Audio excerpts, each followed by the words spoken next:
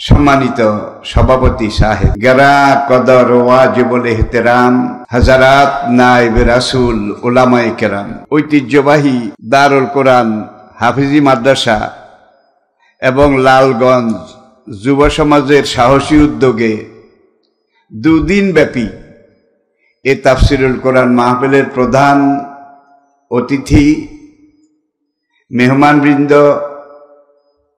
উপস্থিত সকল স্তরের বয়সের পর্যায়ের দ্বীনের আশিকিন, মুহিব্বিন, মুতাআল্লিকিন, সকল পর্যায়ের ধর্মপ্রাণ দ্বীনী ভাইয়েরা, আগামী দিনের দেশ এবং জাতির আশা ভরসার মূর্ত প্রতীক, আমার প্রাণের টুকরা যুবক তরুণ ভাইয়েরা, মুহতারামা পর্দার আড়ালের মা ও বোনেরা, আসসালামু আলাইকুম ওয়া রাহমাতুল্লাহ। শুরুতে আমি বিশ্ব নিয়ন্তা, সর্বপ্রদাতা, আলেমুল গাইব, আলা কুল্লি শাইইন কাদির, ফাআলুল লিমা ইউরিদ, আন্নাল কুওয়াতা লিল্লাহি জামিয়া, লা তাখুযহু সিনাতুন ওয়ালা নাওম। শুকরগুজারি করছি সেই মহান রব্বুল আলামিনের, যিনি আজকে আমাদেরকে প্রাকৃতিক সুষমা মণ্ডিত, মেঘনা বিধৌত প্রকৃতির এ লীলা নিকেতন, গুবা কানন পরিবেষ্টিত আজকের এই মাহফিল দক্ষিণ উলানিয়া, মেহেন্দিগঞ্জ, বরিশাল। সংক্ষেপে দু কথা বলার আগে, শুরু করার আগে, আসুন আমরা সবাই মিলে একবার যে মহান রব, যে মহান মালিক এই মাহফিল করার সুযোগ আমাদেরকে দিয়েছেন, তৌফিক দিয়েছেন, জজবা দিয়েছেন, সেই মহান মালিকের একবার শুকরগুজারি করি, শুকরিয়া আদায় করি। আপনারা কি রাজি আছেন? তাহলে সকল প্রকার জড়তা, দুর্বলতা, সংকীর্ণতা, আবিলতা, হীনমন্যতা ঝেড়ে ফেলে সবাই ইমানের বলে বলিয়ান হয়ে জজবা, ইশক এবং মহব্বতের আমেজ মিশিয়ে সমস্বরে বুলন্দ আওয়াজে আকাশ বাতাস মুখরিত করে, নিজকে উজাড় করে, বিলীন করে, বীর বিক্রমে, সিংহ গর্জনে, বজ্র বিষাণে ফেটে পড়ে উল্লাসের সাথে আওয়াজ তুলে একবার পড়ুন আলহামদুলিল্লাহ। আল্লাহ পাকের শুকর আদায় করা দরকার, না করলে চলে না, চলবে না, চলছে না, চলতেও পারে না। কেননা যেই মুখটা থেকে, যেই জিহ্বাটা দিয়ে এইমাত্র আমরা কালেমাতুশ শুকর আলহামদুলিল্লাহ পড়লাম, এই মুখটা কার বানানো? আলাম নাজআল লাহু আইনাইনে ওয়া লিসানাও ওয়া শাফাতাইনে। দেখুন কত বড় কারিগর তিনি। কথা বলার জন্য মুখের ভিতরে একটা জিহ্বা তিনি তৈরি করে দিয়েছেন। কথা পরিষ্কার হওয়ার জন্য জিহ্বার সামনে এক জোড়া ঠোঁট মাইকের সাউন্ড বক্সের মতো তিনি বানিয়ে দিয়েছেন।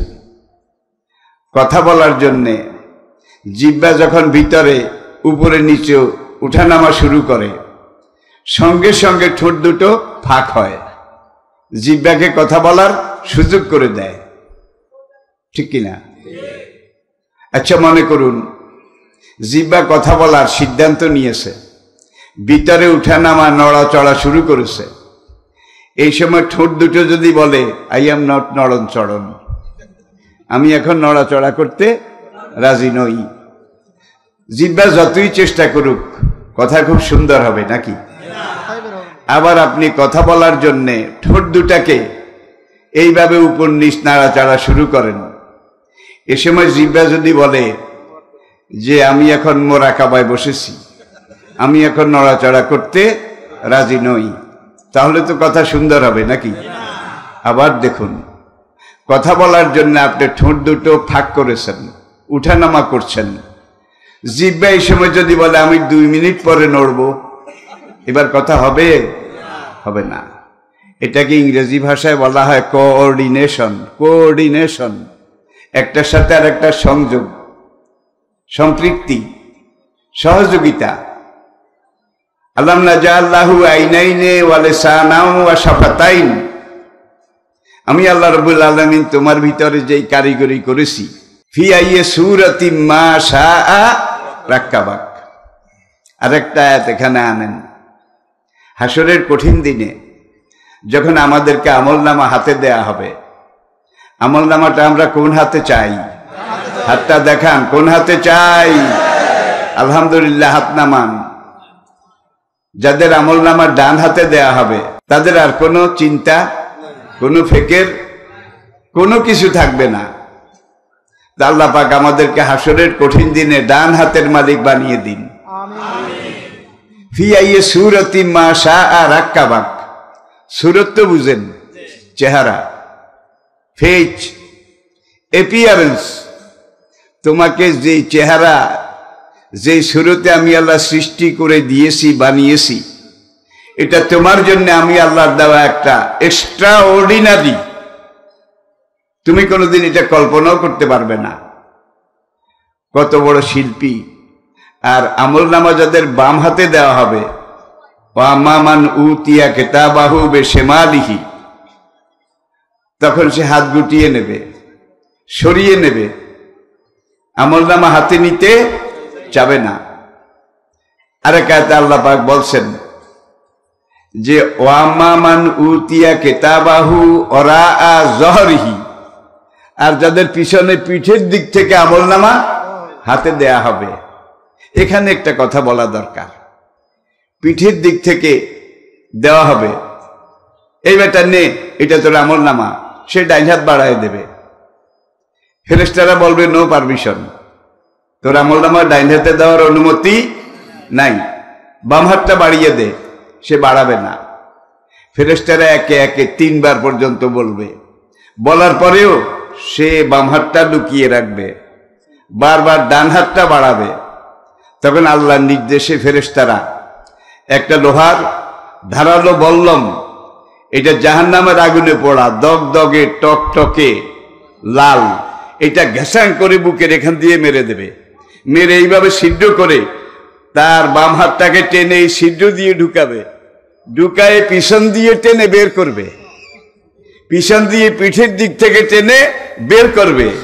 ওয়া আম্মা মান উতিয়া কিতাবাহু ওরাআ যহরিহি, পিছনের দিক থেকে, পিঠের দিক থেকে যাদেরকে আমলনামা দেওয়া হবে, আল্লাহ পাক এই অভিশাপ থেকে আমাদের সবাইকে আজকের মাহফিলের উসিলা এবং বারাকাতে নাজাত দান করুন। আমলনামা হাতে দেয়া হবে, বাম হাতে অনেকেই নেবে। তেড়ামি, বিটকেমি, গাউরামি যারা করবে তাদেরকে ছিদ্র করে ওখান থেকে ওরাআ যহরিহি, পিছন থেকে দেয়া হবে। সে আমলনামা দেখবে, দেখে বলবে সুবহানাল্লাহ মা হাযাল কিতাব। সুবহানাল্লাহ, এটা কেমন আমলনামা। মা মিন সগীরাতিন ওয়ালা কাবীরাতিন, কোন দিন কোন পথ দিয়ে হেঁটেছি, হাঁটার সময় কোন দিকে কয়বার তাকিয়েছি, কোন নিয়তে, কোন মন নিয়ে তাকিয়েছি, সেটাও লেখা আছে।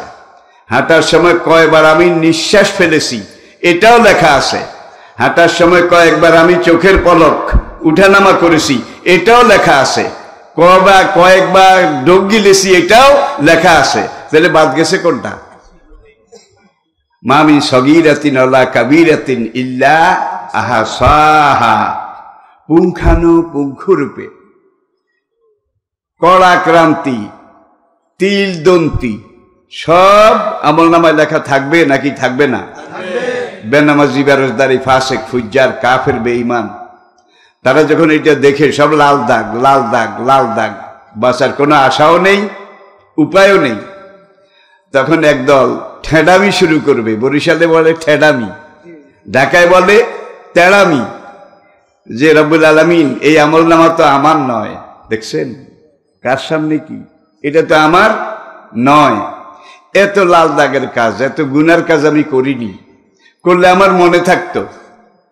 তোমার 2 জিম্মাদার ফেরেশতা আমার সাথে দুশ্মনী করে, শত্রুতা করে আরেকজনের আকাম কুকাম, আরেকজনের গুনার কাম আমার খাতায় লিখছে। রব্বুল আলামিন মেহেরবানি করে আমার পরীক্ষার খাতাটা আবার একটু রিস্ক্রুটনিং করো, রি-এক্সামিন করো। রি-এক্সামিন তো বুঝেছেন, আবার একটু পরীক্ষা করো। আল্লাহ জবাব দিবেন, কুল্লু আমরিন বিমা কাসাবা রাহিনা। প্রত্যেকটা মানুষ 60 বছরের জীবনে যা কামাই করেছে, অর্জন করেছে, পুঙ্খানুপুঙ্খ রূপে আমার ফেরেশতারা সেটাই ডায়েরি করেছে, সেটাই রেকর্ড করেছে। ভাই, যেই দুইজন এখন আপনার দুই কাঁধে আছে, মাগরিবে এসেছে, ফজরে চলে যাবে, এটা তো আপনারা সবাই জানেন। মাগরিবে এসেছে, ফজরে চলে যাবে। তাদের ডিউটি এই মাগরিব থেকে ফজর, মানে 12 ঘন্টা। এরপরে এই দুইজন চলে যাওয়ার সঙ্গে সঙ্গে অন্য দুইজন আসবে, তারা আবার ফজর থেকে মাগরিব পর্যন্ত আপনার ডায়েরি লিখবে, কর্মকাণ্ড লিখবে, মাগরিবে চলে যাবে। যেই দুইজন এখন আপনার আমাদের কাঁধে আছে, এই দুইজন হযরত আদম আলাইহিস সালাম থেকে শুরু করে ফাইজা নুফিখা ফিস সূরে, যেদিন ইসরাফিল আলাইহিস সালাম আল্লাহর হুকুমে কিয়ামতের ধ্বংস সিংহায় ফুৎকার দেবে, সেই পর্যন্ত এই দুইজন আগেও কারো কাঁধে যায়নি, পরেও কারো কাঁধে যাওয়ার মতো সুযোগ পাবে না। যারা আছে সবাই নিউ কামার, নবাগত। এই ফেরেশতা কেরামান কাতিবিন যত অনন্ত কোটি হোক, তাদের ডিউটি 12 ঘন্টা। আমি কি বুঝাতে পেরেছি? আচ্ছা, এখন কোন জায়গায় একজন ডিসি, সরকারি কর্মকর্তা, ওসি, তাদেরকে এক জায়গায় কিন্তু বেশি দিন রাখা হয় না, একটা নির্ধারিত সময় আছে। এই সময়ের পরে তাদেরকে ট্রান্সফার করা হয়। কেন? এখানে থাকলে 2 নম্বরী লোকদের সাথে তার হটলাইন হবে, তুইও খা আমারেও দে। আমি বোধহয় বুঝাতে পারিনি, যেন বাটপার চোর ওদের সাথে হটলাইন করতে না পারে, ভাগাভাগিতে ভাগ দিতে না পারে, যার জন্য সরকারি আইনেও তো একজন ওসিকে বেশি দিন এক জায়গায় রাখা হয় না। এখন কেরামান কাতিবিনের সাথে আপনার 12 ঘন্টায় কি কি ঝগড়া হয়েছে আল্লাহ জিজ্ঞেস করবে। আমি দেখিই নাই, ঝগড়া হবে কিভাবে? এইবার আবার ওই ঠেডা বন্দা বলবে, সে যে পক্ষপাতিত্ব করেছে, আমি এই কাজগুলো করিনি। আল্লাহ রাব্বুল আলামিন তখন বলবেন যে, ওরে নিমকহারাম বান্দা আমার, তোর এই যে আমলনামাটা তোর হাতে দিয়েছি, এই আমলনামাটার উপরে মাঝখানে তোর মুখের একটা ছবি আমি আল্লাহ লাগিয়ে রেখেছি, ইন্টারন্যাশনাল পাসপোর্টের মতো। সৌদি আরবের জেদ্দায় কিছু জায়গা আছে, এখানে 2 নম্বর পাসপোর্ট বানায়। কিভাবে জানেন? 2 নম্বর পাসপোর্ট বানায়, কল্লাটা কেটে ফেলে এখানে আরেকজনের কল্লা লাগায়। এইভাবে যখন পাইকারি হারে শুরু হলো, এখন শুধু সৌদি আরব নয়, দুনিয়ার প্রত্যেকটা দেশ কর্তৃপক্ষ, প্রত্যেকটা দেশের ইমিগ্রেশন, বিমানবন্দর, তারা এখন বলেছে পাসপোর্টের ছবি এটা এনাফ নয়, যথেষ্ট নয়। বাইরে থেকে যেই যাত্রী দেশে ঢুকবে তাদের আঙ্গুলের ছাপ নিতে হবে, প্রিন্ট ফিঙ্গার, আঙ্গুলের ছাপ। দেহবিজ্ঞানীরা পরীক্ষা করে দেখেছে, আজকে পৃথিবীতে 200 কোটি প্লাস মানুষ আছে, একজনের আঙ্গুলের ছাপ আরেকজনের আঙ্গুলের ছাপের সাথে মিলে না। আদম থেকে কিয়ামত পর্যন্ত অনন্ত কোটি মানুষ যাদেরকে আল্লাহ সৃষ্টি করবেন, 2 জনের চেহারা বোধহয় একরকম বানিয়েছে। বলেন, কত বড় কারিগর, কত বড় ইঞ্জিনিয়ার, কত বড় এক্সপার্ট। যেই মিস্ত্রি নৌকা বানায়, তার নৌকা সবগুলা এক ধরনের, যে চেয়ার বানায় চেয়ার সবগুলা এক ধরনের, ঠিক কিনা বলেন? গরু দিয়ে গরু বদলানো যায়, মহিষ দিয়ে মহিষ বদলানো যায়, ছাগল দিয়ে ছাগল বদলানো যায়, কিন্তু একজন মানুষ দিয়ে আরেকজন মানুষ আজ পর্যন্ত বদলাতে পেরেছেন? আরো চিকন কথা আছে, প্রথম মানুষ আদম আলাইহিস সালাম থেকে কিয়ামত পর্যন্ত 2 জন মানুষের গলার আওয়াজ একরকম বানাননি। আল্লাহু আকবার। 2 জন মানুষের গলার আওয়াজ একরকম বানাননি। তাইলে কারিগর কেমন, শিল্পী কেমন, কত রকমের আর্ট, কত রকমের ডিজাইন, কত রকমের প্যাটার্ন তিনি সৃষ্টি করতে পারেন, ঠিক কিনা বলেন? ইন্নাল্লাহা আলা কুল্লি শাইইন তিনি পারেন না এমন কোনো কাজ নেই। প্রিয় ভাইরা, এটা আমার আলোচনার বিষয় নয়, তবে আমলনামা এটা ফেস করতে হবে হাসরের মাঠে। আল কবর আউয়ালু মানজিলিম মিন মানাজিলিল আখিরা, যখন এখানের ভিসার মেয়াদ শেষ হয়ে যাবে, আল্লাহ পাকের নির্দেশে আপনার এই জড় দেহ, নিমিত্ত দেহ, নরমাল বডি, এখান থেকে আল্লাহর হুকুমে রুহটাকে দেহ থেকে আলাদা করে ফেলা হবে। যখনই রুহটাকে আলাদা করে ফেলা হবে, আপনার দেহটা তখন একটা ঘৃণিত, ধিকৃত একটা মাটির বোঝা ছাড়া আর কিছুই হবে না। যেই বিবি আপনার জন্য পাগল পাড়া দিশেহারা, সেই বিবিকে যদি বলেন তোমার স্বামী তো মারা গেছে, আর একটা রাত তোমার কাছে রাখো, বিবি বোধহয় রাজি হবে? কি মরা স্বামীকে এক রাত রাখো? বিবি বলে তাড়াতাড়ি বাইর করো, আমার কেমন ভয় ভয় করে, তাড়াতাড়ি বাইর করো। ঠিক কিনা বলেন? যেই মা নিজে না খেয়ে বাচ্চাকে খাওয়ায়, সেই মাকে যদি আপনি বলেন তোমার বাচ্চাটা তো মরে গেছে, এখন আজকে কবর দেব না, আজকে তোমার পাশে রাখো, মা বোধহয় রাজি হবে? বাবা বোধহয় রাজি হবে? কেউ রাজি হবে? কারণ রুহটা আলাদা করার সঙ্গে সঙ্গে আপনার শরীরটার মধ্যে পচন ক্রিয়া শুরু হয়ে যাবে, ফুলবে, পচবে, দুর্গন্ধ হবে, খসে খসে পড়ে যাবে। ঠিক কিনা বলেন? তাহলে বোঝা গেল এইটার কোনো দাম নাই। ফিজিক্যাল স্ট্রাকচার, বাহ্যিক শরীর, এটার কোনো দাম নাই।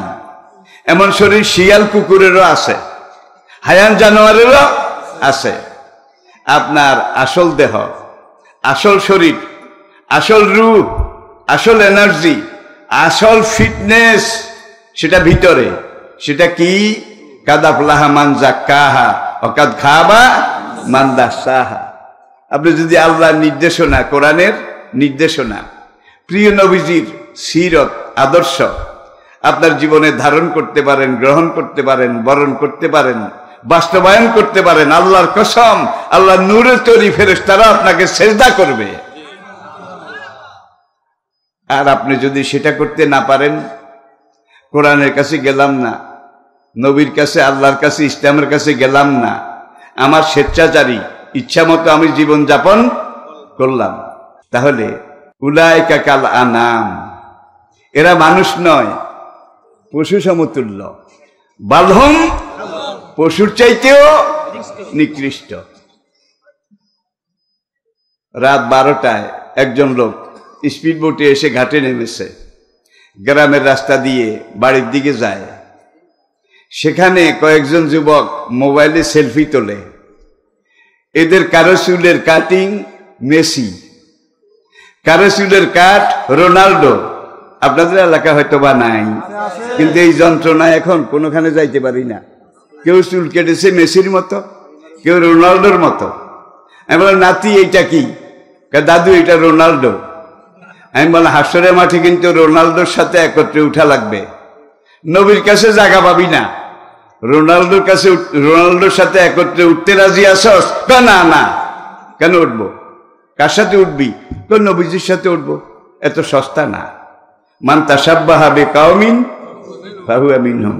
ভাই আমি আসলে বুড়ো মানুষ, বুড়ো হইলে তো লেখায় লা ইয়ালামা বাদা ইলমিন শাইআ, জানা জিনিসও অজানা হয়ে যায়, ভুল হয়ে যায়।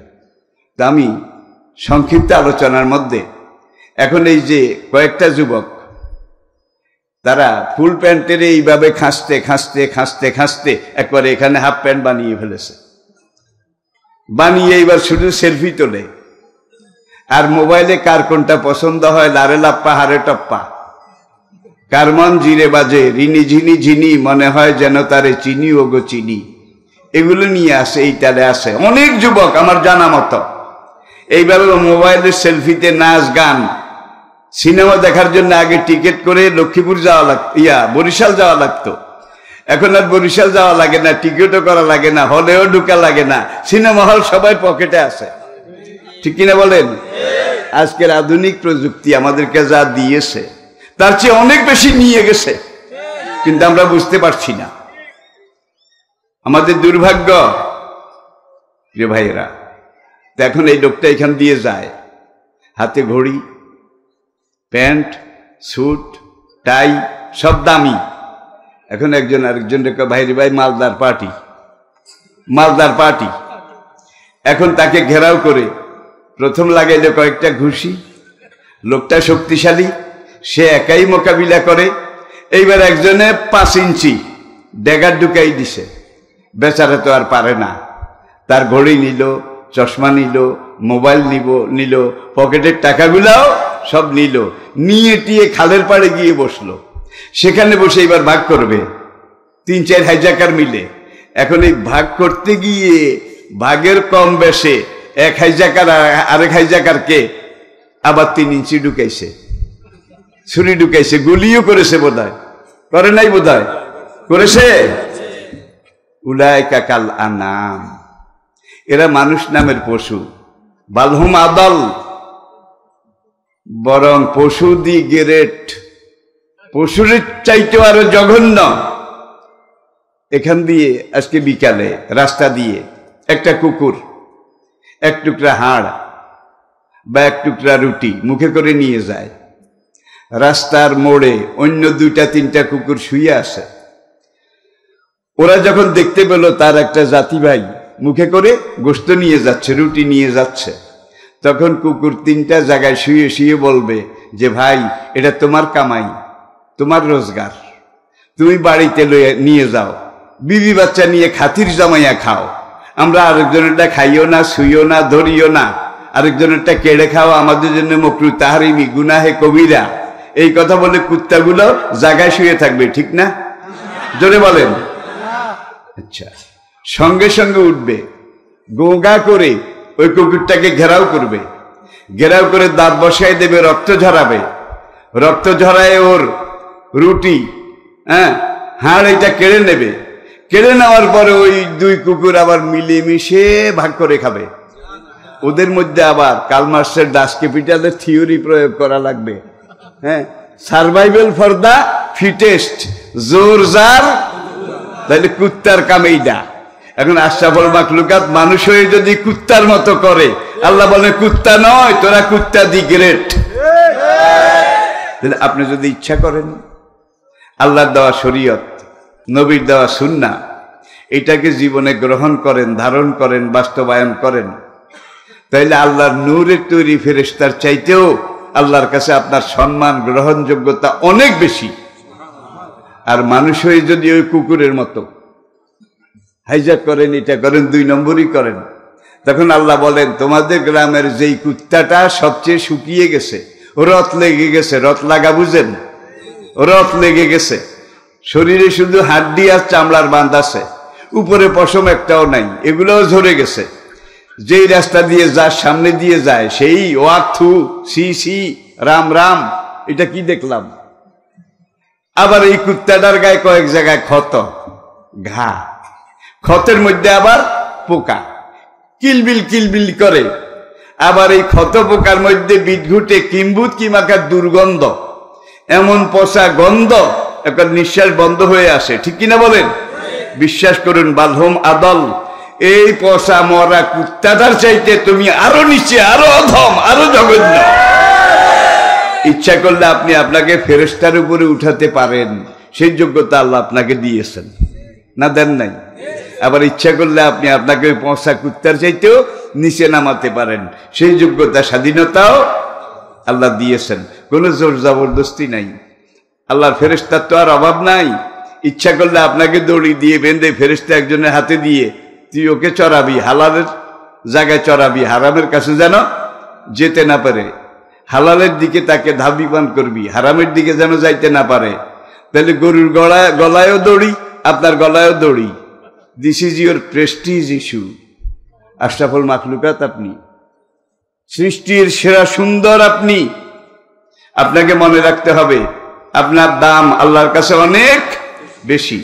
আপনি যদি হায়ান জানোয়ারের মতো করেন, আল্লাহ পরিষ্কার বলে দিয়েছেন, তাহলে পচা কুত্তা হায়ান জানোয়ারের চাইতেও তুই আরো জঘন্য, আরো ঘৃণিত, আরো ধিকৃত। নাউজুবিল্লাহ মিন যালিক। আল্লাহ পাক এই অভিশপ্ত জীবন থেকে আমাদের সবাইকে রক্ষা করুন। এবারে আসুন, বিসমিল্লাহির রহমানির রহিম। ইন্না আনজালনাহু কুরআনান আরাবিয়াল লাআল্লাকুম তাকিলুন। এখানে এসে আমি খুলে এই আয়াতটা দেখে নিয়েছি। কোরআনে পাকের 12 নম্বর সূরা, সূরা ইউসুফ, সূরা ইউসুফের 2 নম্বর আয়াত, আলিফ লাম রা তিলকা আয়াতুল কিতাবিল মুবিন। তারপরে কি? ইন্না আনজালনাহু কুরআনান, নিশ্চয় আহু, এটাকে নাজিল করেছি, কুরআনান কারাআ ইয়াকরাউ কিরাতান কুরআনান, বারবার পঠিতব্য হিসাবে একজন বান্দার জীবনে এই কিতাবটাকে সবচেয়ে বেশি পড়ে। শুধু সবচেয়ে বেশি পড়ে না, পশ্চিমী বিশ্বের খবর নেন, ওয়েস্টার্ন কান্ট্রিজগুলোর খবর নেন, পুরা পশ্চিমী দুনিয়ায় আজকে যেই গ্রন্থটা বেস্ট সেলারের তালিকায় আছে, বেস্ট সেলার, সবচেয়ে বেশি বিক্রি, সবচেয়ে বেশি কাস্তি যে কিতাবটা, সেটা মহাগ্রন্থ আল কোরআন। আই রিপিট, আনজালনাহু কুরআনান আরাবিয়ান, আমি আল্লাহ এই কোরআন নাজিল করেছি স্বচ্ছ প্রাঞ্জল ঝরঝরে মিষ্টি আরবি ভাষায়, লাআল্লাকুম তাকিলুন, যাতে তোমাদের বুঝতে সুবিধা হয়। এবারে আসুন, ওয়াতাইনা দাউদা জাবুরা, দাউদ নবীর কাছে আমি আল্লাহ জাবুর কিতাব নাজিল করেছি। দাউদ নবীর পরে বনি ইসরাইলের উলুল আজম পয়গাম্বর সাইয়েদনা মুসা আলাইহিস সালামের উপরে আল্লাহ তাওরাত কিতাব নাজিল করেছেন। তাওরাত কিতাবের পরে আমাদের নবীর আগের নবী, তিনিও বনি ইসরাইলের নবী, সাইয়েদনা ঈসা আলাইহিস সালাম, তার উপরে আল্লাহ রাব্বুল আলামিন ইনজিল কিতাব নাজিল করেছেন। তাওরাত, জাবুর, ইনজিল, কোরআন, প্রধান আসমানি কিতাব কয়টা? 4টা। আবার আসুন, দাউদ আলাইহিস সালামের কাছে যে জাবুর আল্লাহ নাজিল করেছিলেন, সেই জাবুর কিতাবের ভাষা ছিল ইউনানি। ইউনানি সেই ভাষাটা আজকে দুনিয়ার কোথাও নাই, খুঁজে পাওয়া যায় না। ইউনানি ভাষার কোনো একটা ডিকশনারি, কোনো একটা অভিধান, কোনো একটা লিটারেচার দুনিয়ার কোথাও আজকে খুঁজে পাওয়া যায় না। একবার বিলাতে আমি ওয়েস্টমিনিস্টার সিটিতে, সেখানে একটা লাইব্রেরি আছে, foils, foils, FAILS, foils, the biggest bookshop of the world, biggest bookshop of the world, দুনিয়ার সবচেয়ে বড় বইয়ের দোকান। সেটার মধ্যে ঢুকলাম, এমন কিছু বই আমার দরকার সৌদি আরবে পাইনি, মধ্যপ্রাচ্যে পাইনি, অন্যান্য জায়গায় খোঁজ নিয়েছি পাইনি, ভারতে খবর নিলাম পাইনি, পাকিস্তানে খবর নিলাম পাইনি, এখন বিলাতে গিয়ে সেখানে পাইছি। তেব্বন নবী আরবি, আর তেব্বন নবী, নবীজি কিভাবে নিজে রোগ চিকিৎসায় ব্যবস্থা নিতেন, নবীজির ঔষধ প্রয়োগ নীতি, সেখানে আমি আবির্ভূত হয়েছি। একেবারে শুরু থেকে শুরু করে বুখারীর বর্তমান বিশ্বে মানুষ কথা বলছে 5,500 ভাষায়।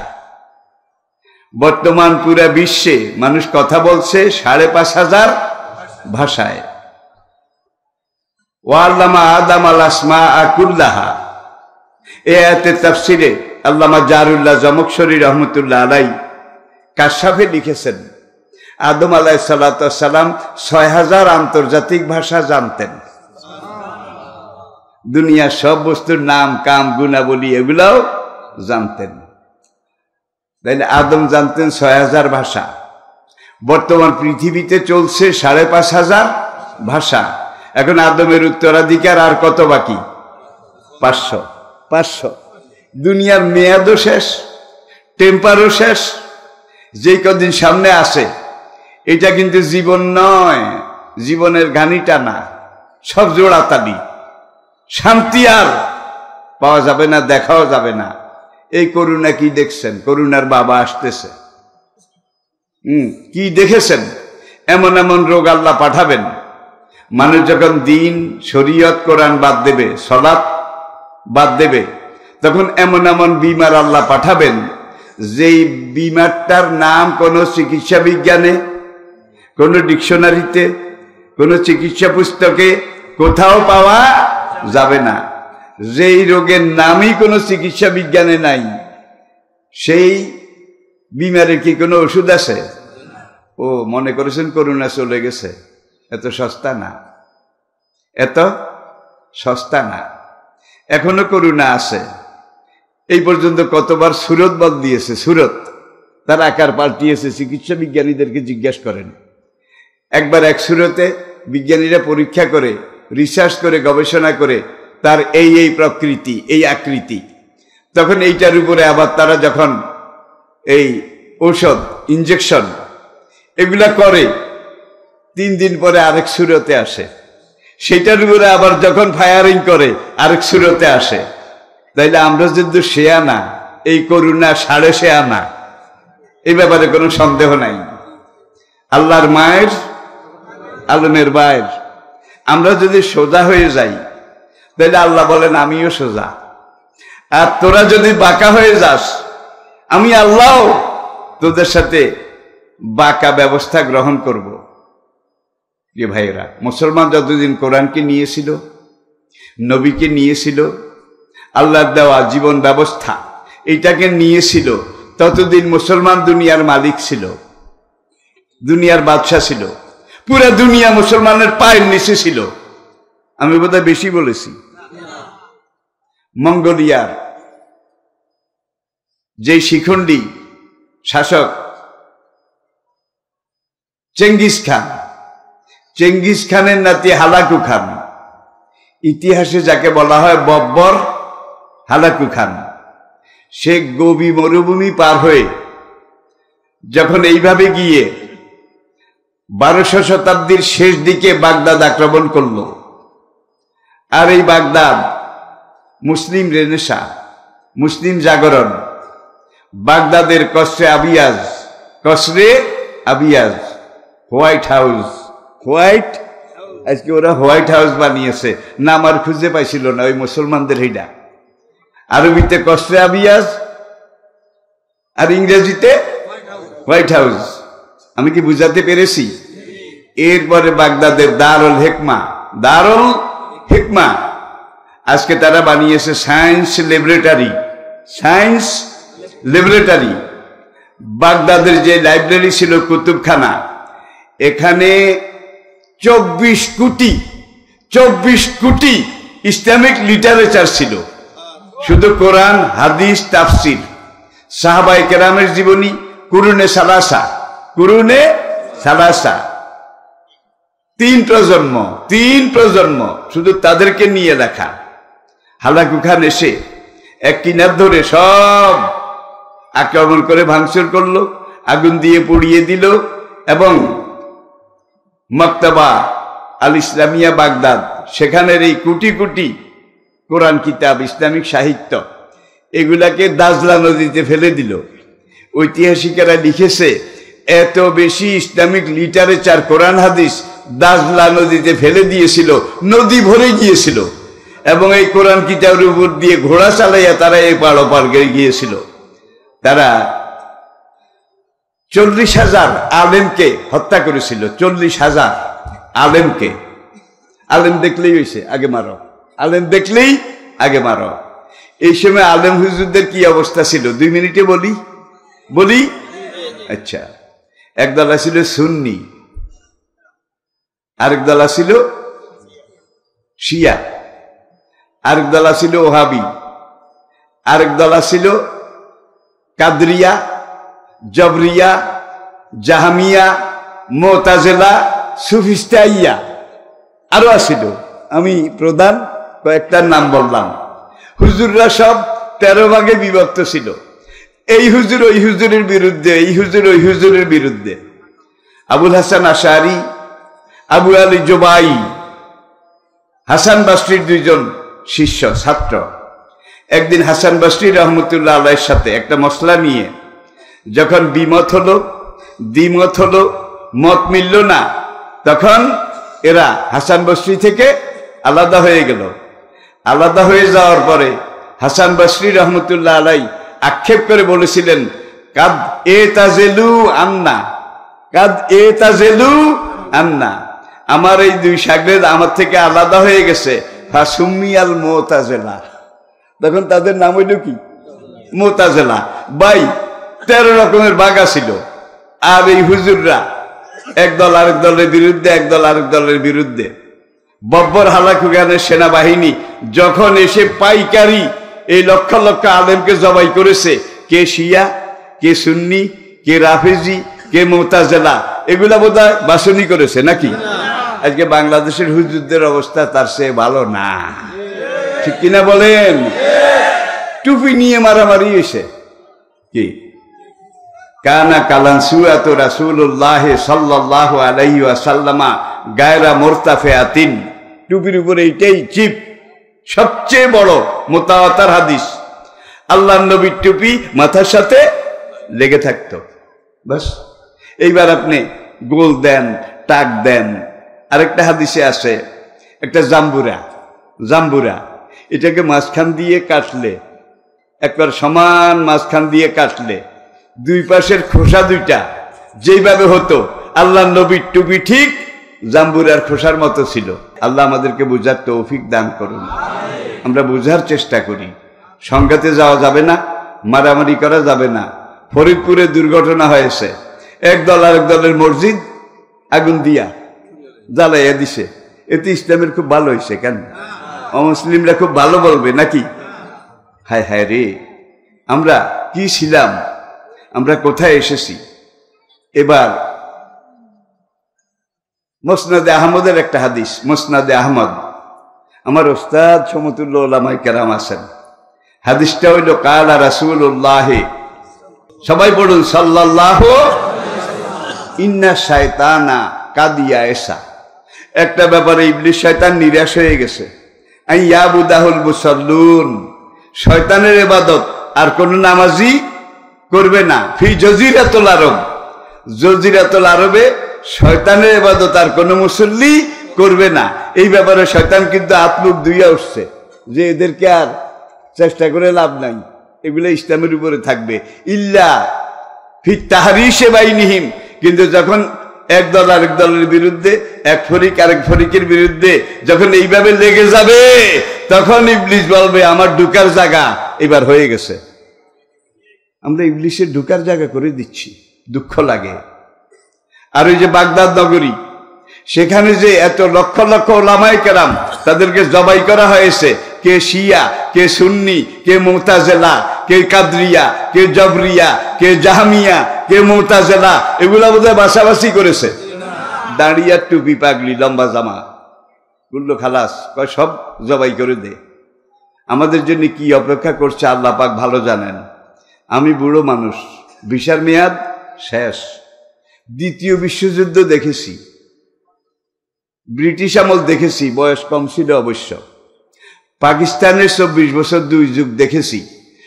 আইয়ুব মোনায়েম খানের দুর্গতির শেষ সীমা পর্যন্ত দেখেছি।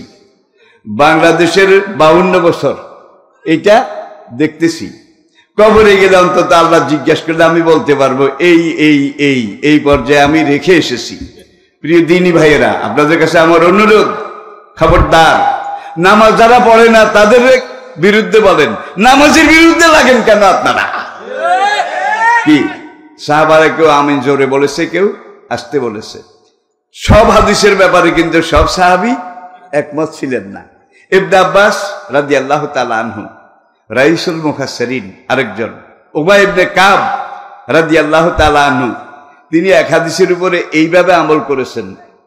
ইবনে আব্বাস এইভাবে আমল করেছেন, আরেক সাহাবী এইভাবে উপরে আমল করেছেন। তাহলে সাগর অনেক গভীর, অনেক প্রশস্ত, যে যেই পথে ইচ্ছা গেছে, ঠিক কিনা বলেন? এখন এগুলো নিয়ে আমরা কেন ঝগড়া করি? বর্তমান গ্লোবাল ওয়ার্ল্ড, গ্লোবাল ইকোনমি, এটাকে একটু স্টাডি করেন, বুঝার চেষ্টা করেন। আজকে পুরা দুনিয়াটা দাজ্জালের দখলে। দাজ্জালের খলিফার খলিফা, আওর খলিফা, খলিফায়ে জনাব, দাজ্জালের খলিফারা প্রতিনিধিরা আজকে পুরা দুনিয়াকে একটা ষড়যন্ত্রের জালে আটকিয়ে ফেলেছে। আমরা বাংলাদেশে বসে কতটুকুই বা জানি বা জানার চেষ্টা করি। আসুন, অসুবিধা হচ্ছে বোধহয়।